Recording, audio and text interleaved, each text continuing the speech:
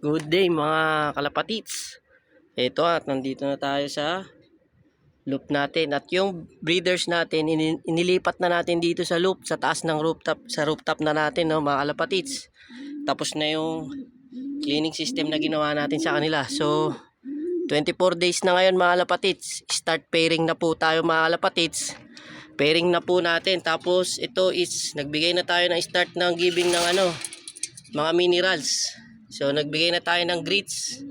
May Taiwan soil na rin. Pink mineral mga kalapatits. Ayan o. Pink mineral. So kakailanganin na nila to para maganda yung maging breed nila. So naglagay na rin tayo ng kanilang nest bowl para masanay na sila. Tapos is ipaprepare na po natin. Sabik na po parehas yung dalawa. Na-disinfect na rin natin yung kulungan at yung nest bowl. Lahat nilinis na po natin. So start pairing na po tayo. Let's go.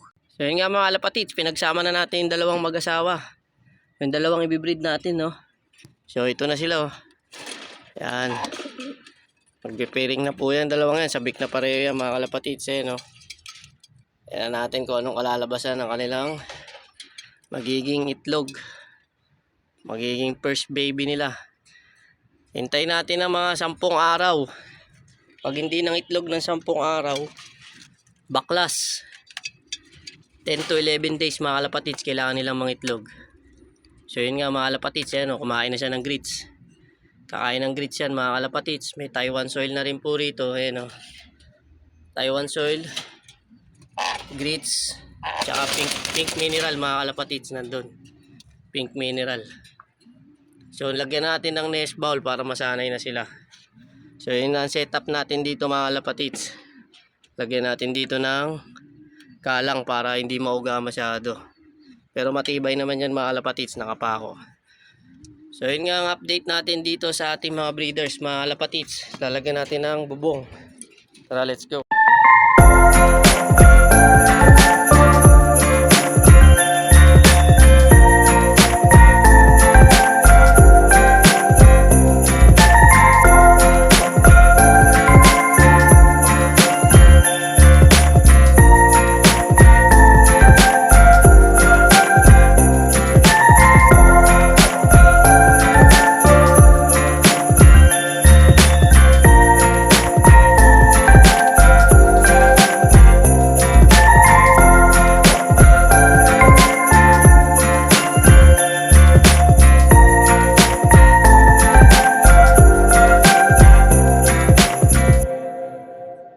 Nilagyan na natin ng bubong, no. Ito.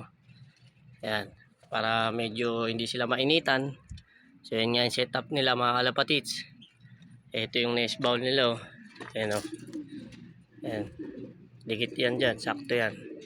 So para makapag ano sila dyan, masanay sila. So yun nga mga kalapatits. Yan yung update natin sa breeders natin ngayon. Sana maganda yung magiging kalalabasan. Healthy sila mga kalapatits. Yan yung mga droppings nila, oh. Ayan. Malinis yung mga droppings nila, walang basa. Parehas. Tig-isa sila ng kids. Ngayon lang natin sila pinagsama. So sana maging maganda yung kalalabasan ng kanilang mga babies.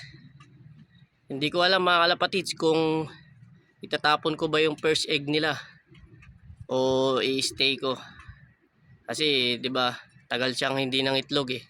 Tapos pinalasing natin, nag-antibiotic. Tapos flashing ulit. Bukas flashing ulit sila mga kalapatits para malinis ulit nila yung garlic lang sila bukas mga kalapatits. Garlic. So yun nga mga kalapatits, yan po ang update natin sa ngayon. Let's go. God bless and peace out. Bye.